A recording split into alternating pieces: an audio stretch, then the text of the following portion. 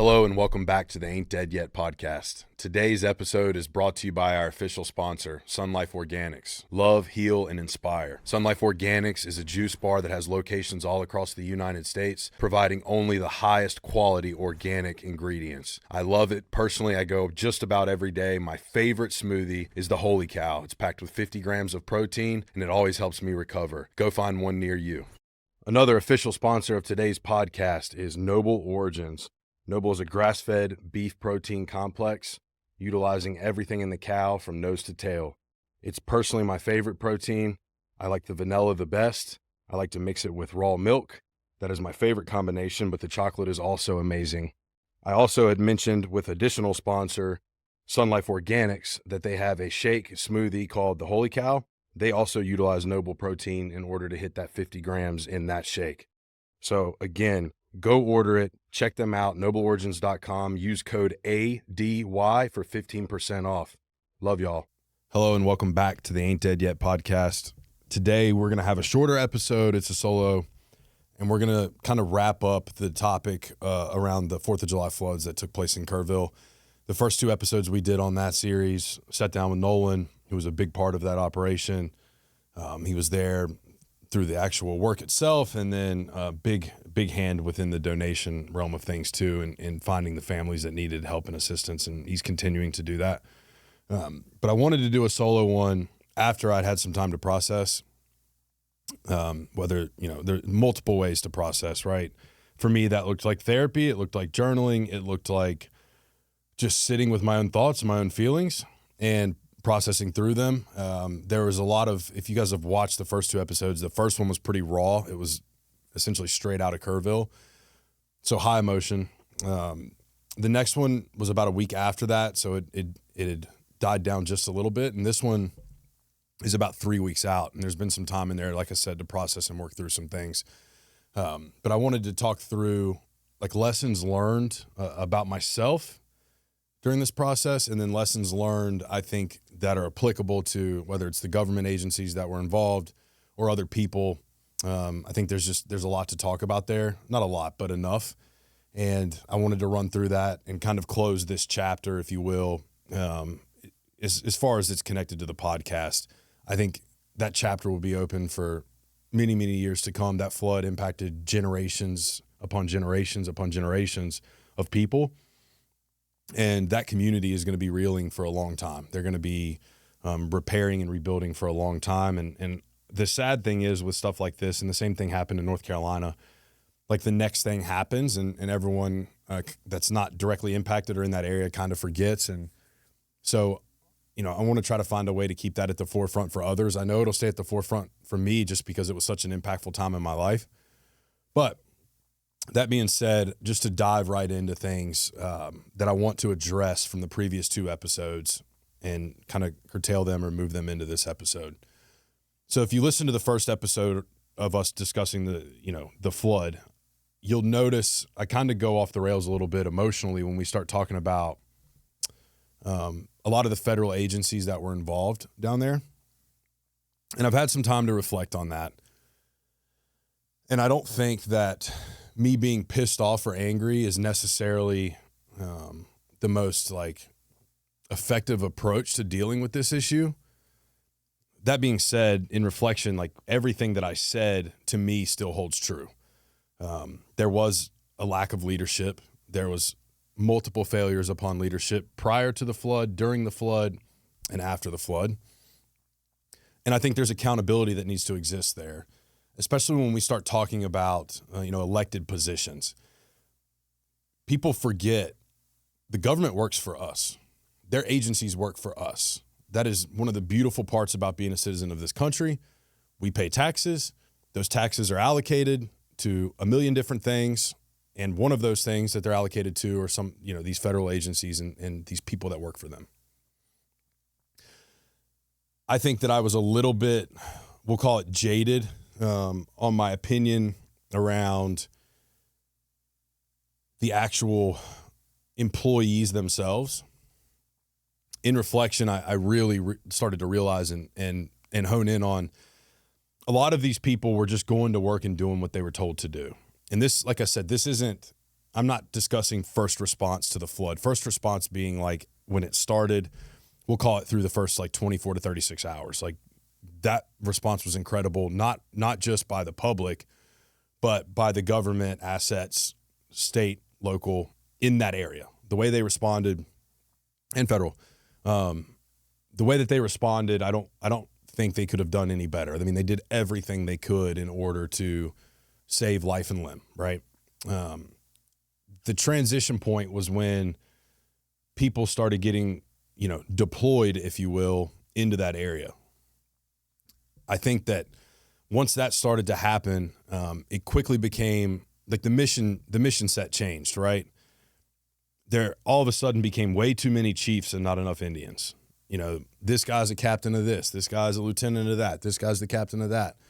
And they weren't on the same page as far as like what direction to move in. And I don't even blame, at this point, each individual asset, like in the state that they're from or whatever agency they're from. I fully think the blame should fall on leadership of those entities. So those elected positions that are in charge of those folks and who they, decide to directly put in charge of each individual group, I think that those leadership roles should be held accountable. And I said this on a previous episode, and I meant it. If in construction, it's the easiest analogy for me to make, but we can also go to athletics. We can go to really any job in the professional world. If an employee doesn't perform to their role, the level of which their role is required, they get written up, they get put on PIP, which is like an improvement program, or they get terminated. That's how that works. There isn't like a ton of chances in today's world because it is ultra competitive. Now, have we gotten a lot softer as far as dealing with people? Yes. But in a job, if you don't perform, you can expect that you're going to probably lose that job. I take issue with how that is managed, at least within the government. I think there's a ton of people within the government that are in elected positions that do not do their job. And the excuse is a mile long, like the list of them is, whether it's red tape or I have to go through this person and this agency. And I understand the system is broken. But if you do nothing, you're also part of the problem. If you're in that system and you're raising hell, causing a scene, trying to create change, I love you to death and I have the ultimate respect for you. That's probably why you were elected and you should be in that position. I didn't see a lot of that though. And again, limited exposure. I get that. But from like a 30,000 foot view, it's pretty easy for me, at least, I think, to tell who has their shit together and who doesn't. And it seemed like the people that were deployed to the locations that we were at, for the most part, like whoever was leading them from above, not their specific group or crew, but whoever had given them guidance, had failed. I think they'd given them a list of things not to do that was longer than the list of things to do. And so, honestly, I wish I wouldn't have reacted as emotionally and been as frustrated about it, but it was raw and I've processed it and the facts still stand. They underperformed. At the end of the day, a lot of money is pumped into the government out of our pockets for these entities, right? These things that are supposed to be beneficial to us as citizens. And I didn't see a lot of that. The interesting thing was within that, you could see a lot of, this is why I retracted a little bit of my statement around like the employees that work for these specific entities. You could see in their faces a lot of times that like they were frustrated. They were kind of put in a position where they were being told what to do, and what they were being told to do isn't what needed to be done. But when you work for somebody, especially within the government, you have this massive chain of command, you take orders and you have to follow those orders or, you're insubordinate, if you will. So they're just following orders. And I have grace for that to a level.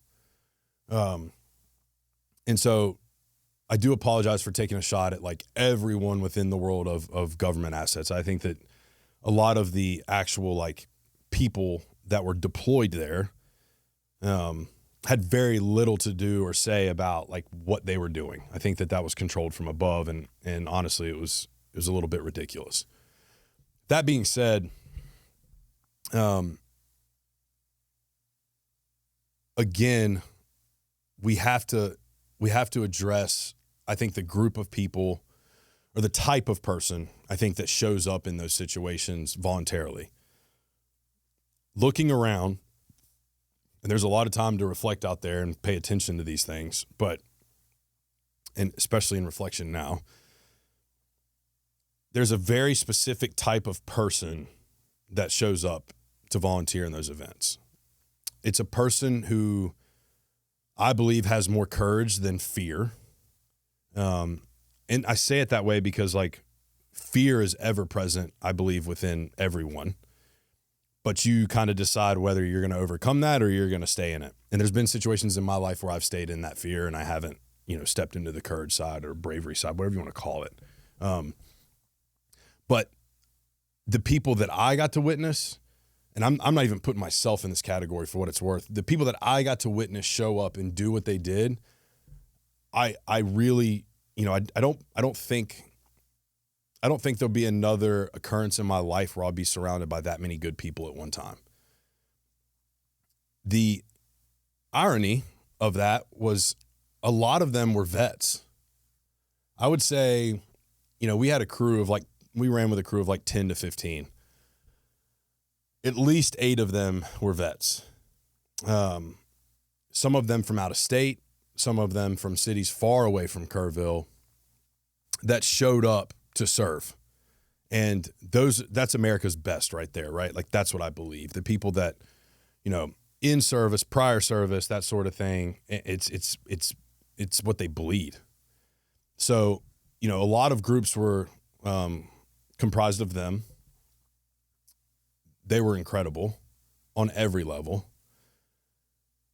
There were a lot of entrepreneurs and business owners. I think that there's a couple different reasons for that. One, they probably have more freedom to move about and take off work or move things around or get someone to do things for them. I'm not afraid to acknowledge that. But I also believe it's part of their leadership mentality, like their willingness to step into something that's unknown and work towards a common goal. I think that's a very entrepreneurial mindset, and I think that that's why those specific people also showed up in that environment.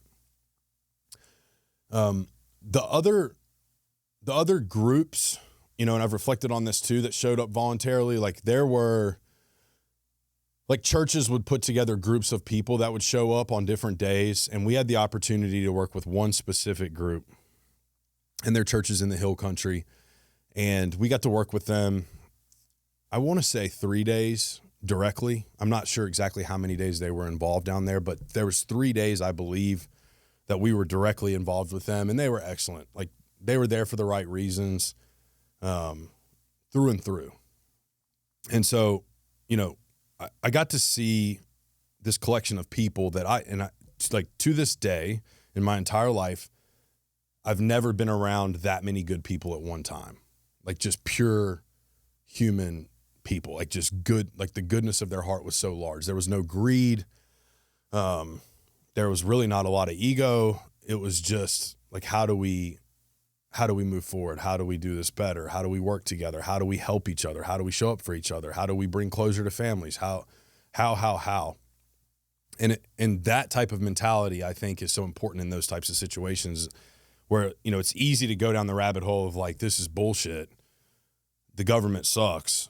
They didn't show up. The reason all these people lost their lives is because people in positions didn't do their jobs that were elected by the public, right? You could go down that rabbit hole all day, but at the end of the day, it still happened. And all these people that showed up, their whole mindset, at least from my exposure, was, how can I help? What can I do? What do you need from me? And it was really cool to see because it wasn't just I got asked this question a couple weeks ago. It was could you stereotype what the average volunteer looked like, or like what was their gender, or like what was their religion, or what. And the answer is no. There were people from everywhere, men, women, children, that had that same mindset. And everyone kind of just found a role and did the best that they could. At least, again, this is specific to the locations that we worked. But it was like, how can I help? And I think that it was almost a breath of fresh air for me. I spent a lot of time like in Austin. I'm up here every day for work for various reasons. And Austin's a fast-growing place with people coming from everywhere. And it's been interesting for me to watch the landscape of Austin change, not just from a building perspective or a population perspective, but a mindset perspective. I do think it has changed since I got here. You know, I was here back in 2018 for a year and a half, left, went to Atlanta, came back in 2020, and I've been here since 2020. And through those years, I've watched this city change drastically. The type of people that are here, the way people treat people. And I can honestly say, like, I miss the way it was. And that's just how I feel. I like when it was like truly weird. Like, I liked the freakiness behind it, where it was like everyone, as long as you're a good person, like everyone was cool. That's shifted a little bit. There's this like LA type scene that does exist here now. And you don't know what's real and what's fake. And I think it creates this boundary for a lot of people, myself included, where it's like, it's hard to trust. And so, again, this was such a breath of fresh air to go to the hill country and these people that showed up, because trust was never an issue. Like, if someone asked you to do something, you just did it because you knew they had your back. Like, it didn't matter. And I don't think you can move like that in today's society in a lot of places. And that's sad, but it's the truth. And I think there was part of that for me that was so fulfilling, that brought a peace within me, even though like the actual work that we were doing wasn't peaceful, mentally, emotionally, or physically. The presence of the people that were there brought a lot of peace. And that kind of showed me like the right circle, the right people in any situation matters, right? It could be like, you could be at the beach surrounded by assholes and like not have a good time. But you could be in a flood zone or disaster zone looking for bodies, and you're not having a good time, but you feel a sense of purpose and a sense of peace because of the people around you. And I'm incredibly grateful to have had that opportunity. So transitioning out of that into like lessons learned for myself, and how I intend to take the things that I learned while there in those 23 days and apply them to my life moving forward. One, and the one thing that keeps coming up in my mind is this idea of preparation. And how do you balance preparation with like becoming overly anxious or fearful or obsessive, if you will, of something bad happening and being prepared for that. And I think that there's a lot packed into that statement, but here's what I wanted to hone in on. In those situations, like, I started to think about the landscape of our country, what we're teaching our children, like how communities operate, like what community looks like, that sort of thing.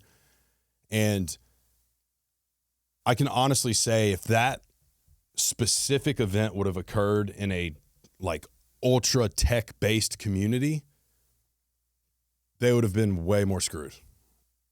And I don't mean that as like a shot at like the tech community, but I kind of do. It's like we've transitioned to this place where like men really aren't men anymore. You know, they're good on computers, that sort of thing. But like, you take them off the computer, you remove the computer, like their value is very little as a man. I think there are core things as a man that need to exist in order for you to exist as a useful human. And I think that, you know, it happened in this area. As bad as it was, thank God it was in that area, because again, it was like ranchers, it was farmers, it was some of the most badass first responders you've ever seen, Texas Rangers. Like, business owners, former military, like all of these types of people were there. That's where it happened. And that's who showed up. And thank God for that. And they probably would have showed up in Austin, for example, if this would have happened. But those people already existed in this location too, in abundance. And I think that probably saved a lot of life prior to like anybody's recovery efforts. I think that the first 36 hours, like there were so many useful men in that area that a lot of people were saved. And it could have been much worse. And I wanted to like put a hold point here to talk a little bit about masculinity. And I've talked about it a little bit on here before, and I've talked about it on other people's podcasts. And most recently, there was a podcast I was on, Wellness with Delaney, and we went off deep into this topic, and it just happened to be in this window after the flood, and it created a lot of reflection. But it's around like usefulness as a man, and I think we've gotten to a place again where men are valued based on things that maybe aren't directly aligned with like what true usefulness of a man is, right? They're valued on how much money they have, right? For example, like material worth. And I'm not saying material worth isn't important, because it does show a lot of times, not all the time, but a lot of times, a very committed individual, a lot of work ethic, a driven individual, someone who can manage their finances. Like that's on the positive side of someone who like materially has done well for themselves. But there's also this entitled side of that same picture that was just handed down through generations, and they just have a shitload of money, but they're not useful, right? And I think a lot of young men, especially the ones I've talked to, or boys that are transitioning into young men, they see that and they're like, well, if I want a good woman, I just need to make a lot of money. And is there any validity to that? A little bit. But I think it is the wrong thing to focus on.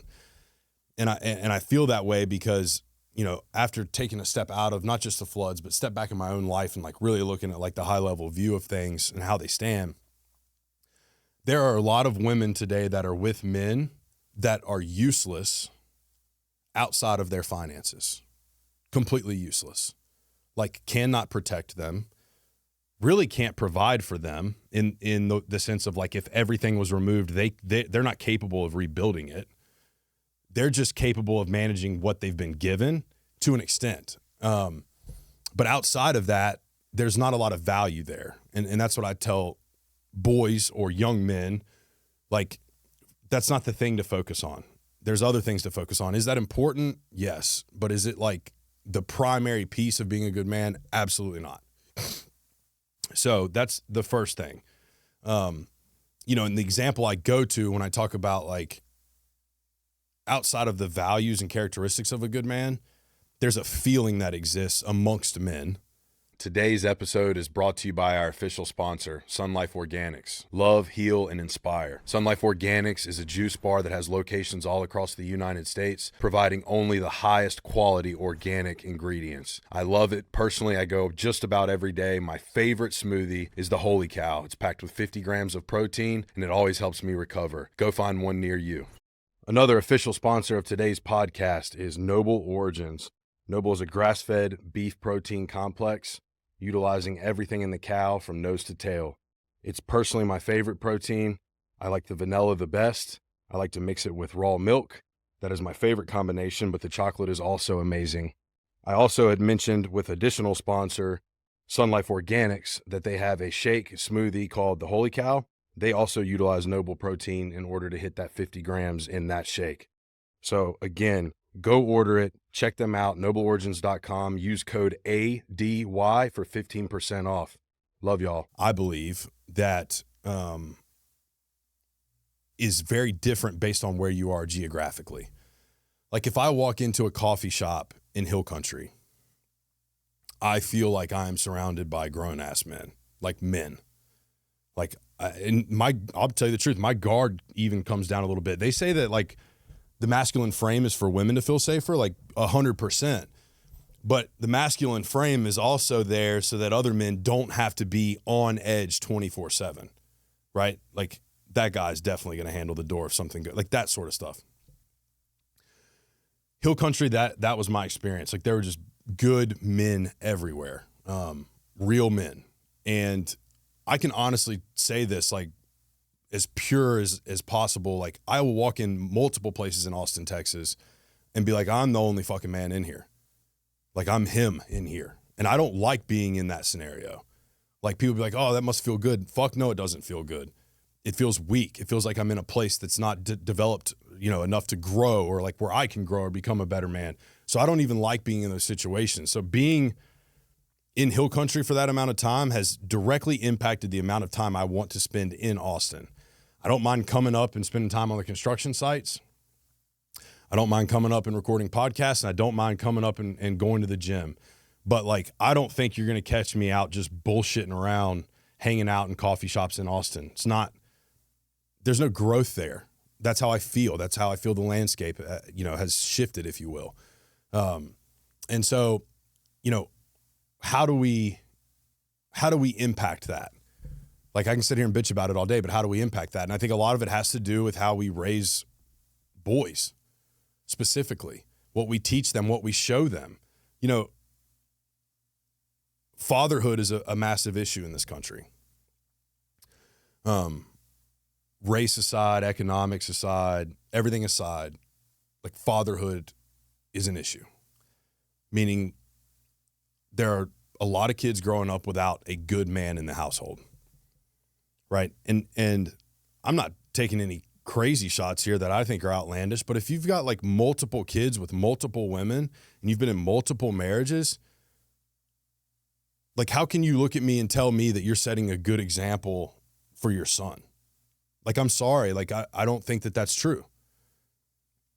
I have grace. Maybe there's some outlying circumstances that created that, but I don't think it's true that that is the best possible scenario to raise a boy. Because what are they learning? Like, what are you showing them? What are you teaching them? What are they exposed to? Oh, okay. Like, we quit on relationships. It's okay to entertain multiple women. It's okay to not have loyalty to your family. 100%. You have loyalty to multiple families at this point. I think it sends the wrong message. And so I think what we teach our children and our sons, especially, and like I said, I'm not speaking on the feminine side of things because I'm not a female. But on the masculine side of things and how we raise boys into young men and young men into men, I think we've fallen off there. And this ties into the technology piece.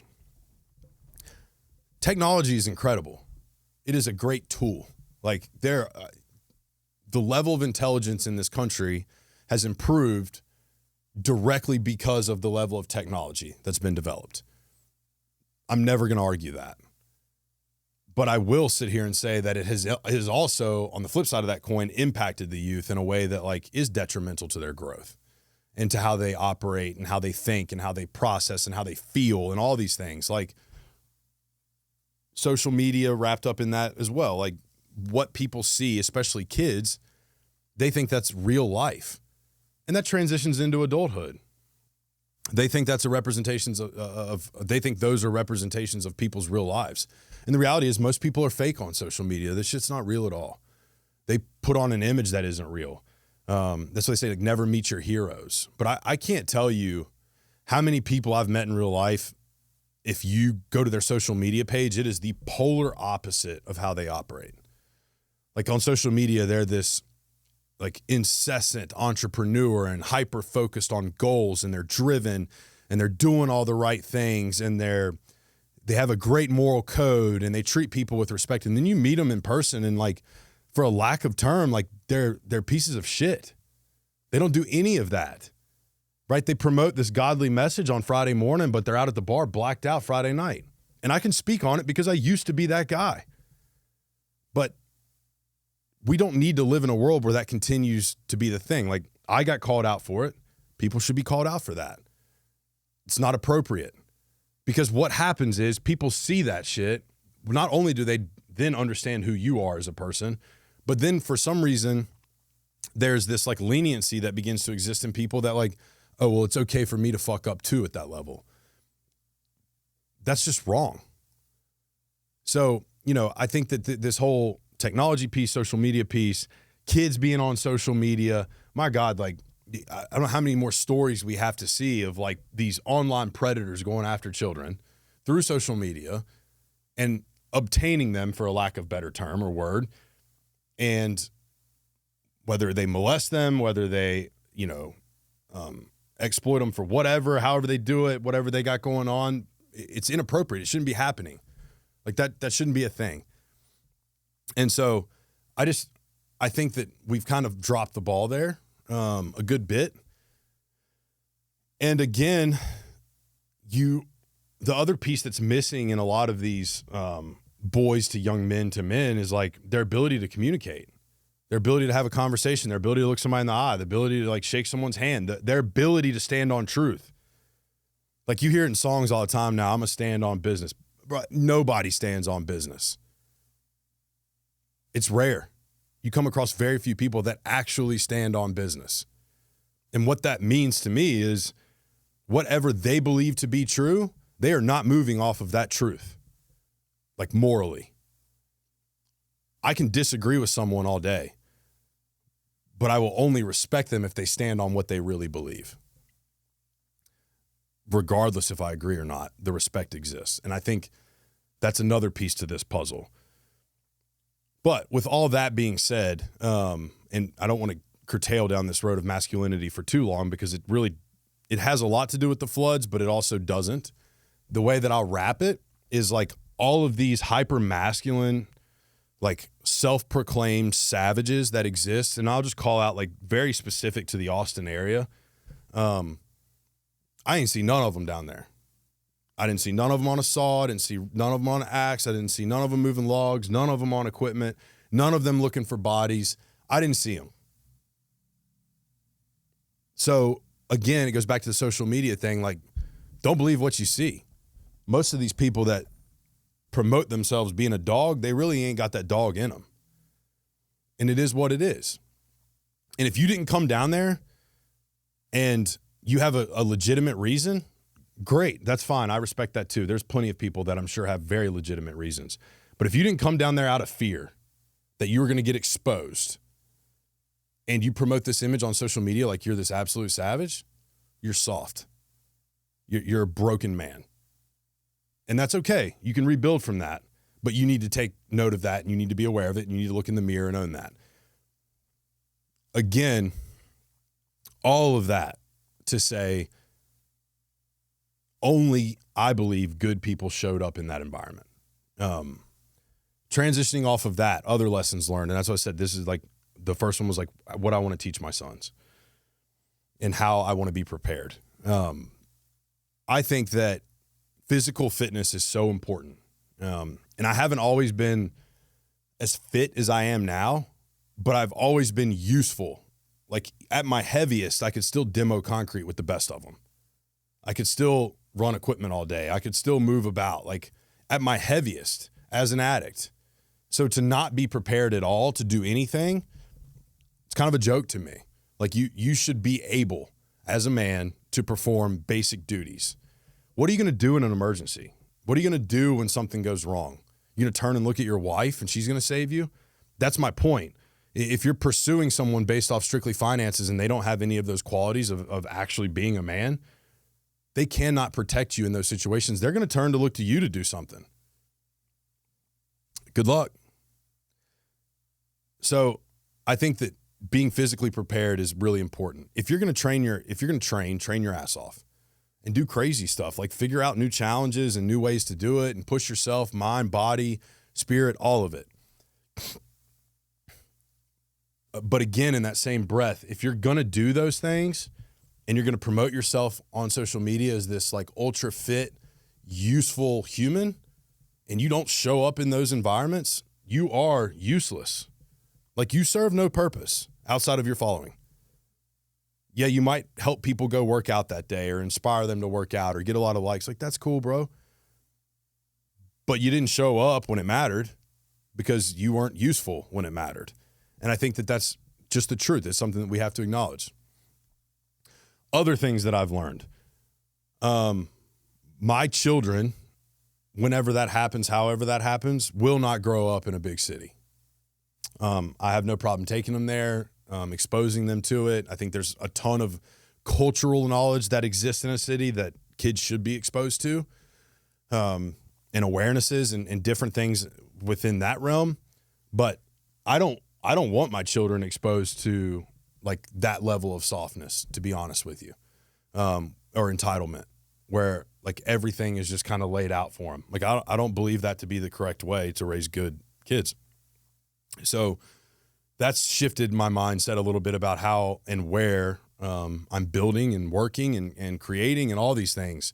I think that cities are still the best place to grow something, like from a business or professional perspective.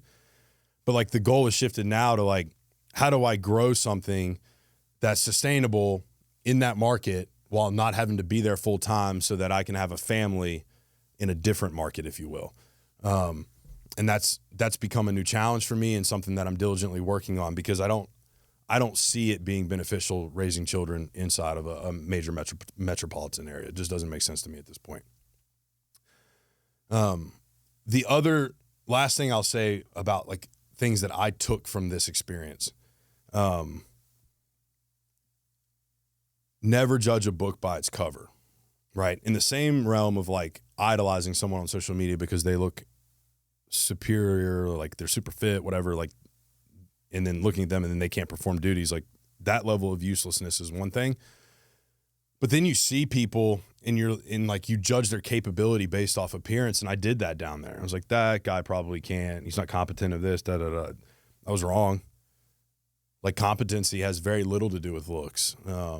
It has a lot to do with knowledge for sure, but it's also a willingness. And I think we've lost that piece in today's society. Like there's not a willingness to look stupid or make a mistake or do something wrong or learn or ask questions or grow for that matter. Everyone's so rooted in the fear of like losing what they have. They're unwilling to step into an unknown to see what they can gain or how they can impact. And so I think that that's something that I learned. And I should have already known that given other experiences in life. Like, I think I was already aware enough to know that, you know, a person's job doesn't necessarily dictate their wisdom. But visually, I think I looked at a lot of people like that guy probably can't do X, Y, Z. And it turns out like they did X, Y, Z better than I did. So I learned that lesson and it was humbling. And I think that was a beautiful thing. That's wrapped into ego. And I think that that's, you know, really at the end of the day, it was an ego check. Like it was a death to my ego. I think it was a death to a lot of people's egos, because you realize in those scenarios, you really don't matter. Like you're not there for you. It's not about you. There's nothing grandiose about it. Like you don't want to be celebrated. You don't want to have those conversations. It's not about that. And so I think that for me and a lot of people, it was an ego death of like, okay, yes, I'm important and my life is important, but in the grand scheme of things, like there are much more important things, right? Like how you serve others, how you show up for others, how you can be useful to others. I think that those are the more critical components of life versus like how I feel, right? I'm not saying feelings don't matter, but like in those situations, it's pretty easy to have a perspective shift of like, for me there, like my feelings really didn't matter. There was someone out there directly impacted many people that were struggling much more than I could have ever imagined, looking for their kids or their spouses or their families or their belongings. And like me being tired or me being sad or me feeling abandoned or me being angry or me being happy or me being depressed or me being anxious, like just took a back seat. It didn't matter. So I think that for me, that was a really helpful reminder that if you're struggling, the quickest way to get out of any suffering internally, I believe, is in service of another person or another entity. Like go be of service, go do something for someone else without expecting anything in return. And it's funny how your perspective will shift in that, where it's like, oh, I'm actually more fulfilled sacrificing part of me for the greater good of humanity than I am if I just pour into me. And I think I needed that reminder, and it was a good reminder for me. I'd been in a state of like, woe is me for a couple months, like poor, pitiful me. And it really created this shift within me that changed kind of how I outlook on life. I get the question, it came up from the previous episode, like talking about God specifically, and I wanted to address this. And I think this will probably wrap things up as far as like closing out this episode. Someone asked, or not someone, Noel and I had the conversation around like knowing if God was real and when that took place. Fortunately for me, I'd already had that experience, like that spiritual experience where it was like, it was already no question in my mind whether or not God was real. And I can only hope that for everyone. I can only pray that that happens for everyone, because it does change everything about your life. Once you have that experience and you recognize that, you'll never be the same. What I will say is this experience like forged that into something so like solid that I'm not sure it can be broken. I'm not sure that there's anything that can really happen that will make me question whether or not God is real. Because he was all over that place in the craziest ways. And again, I don't judge if you believe in the universe, whatever it is, higher power. Me, it's God. He, for me, was all over that place. Every little thing that would happen, like they say, like hindsight's 20/20, and you hear that all the time, and it's cliche, and I get it, but it's the truth. Like looking back, it all makes sense. It is literally the most perfect roadmap of anything I've ever seen in my life, and no human could have put that together. And I say that about the team that like I got to spend time with, and the people that I got to know, and the friends I got to make during this experience. Like bonds were built in a matter of 3 weeks that I've been on teams for 5-7 years that those same bonds didn't exist. I'm not discounting the bonds that were created in those teams, but it was nothing like this. It was forged by God, so it was just completely different. And so, no, I don't question whether or not God is real. And I don't think that it is fearful to say this, but like my faith overpowers it in the sense of like, I don't think there's really anything that could happen to make me question if there is a God or not at this point in my life. And that's big for me to say because I think I've went back and forth on that a good bit, just based on personal experience and like the woe is me mindset at times. But after that experience and seeing what I saw down there, I don't believe there's anything that can occur that would change that at this point. So I say all that to say, just to wrap things up and kind of close it off and like close the book on the floods as far as the podcast is concerned. I wouldn't change anything that happened as far as like my life is concerned leading up to or during that time. I would do things, I believe the same. I wish that other people could have stepped up and done their jobs and maybe prevented so much loss of life, but there's nothing we can do about that now other than hold them accountable. And I think that that's critically important. I think there's a lot of heads that need to roll, starting all the way from Kerr County all the way up to like the federal government at the top of the top. The last thing I'll say is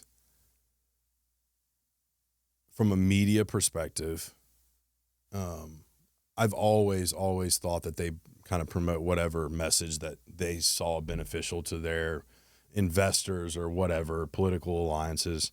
I've always seen that, and I've always agreed with that, but it's never been more apparent than when I was down there. Like all the finger pointing, like this person, and it's like, at the end of the day, I don't care about your political alliance. If you failed at your job, you should be terminated. And that's how I feel about it. I don't care if like you're Republican, Democrat, Independent. It doesn't matter. You failed. So like you should be terminated. And I think that we got to get back to that.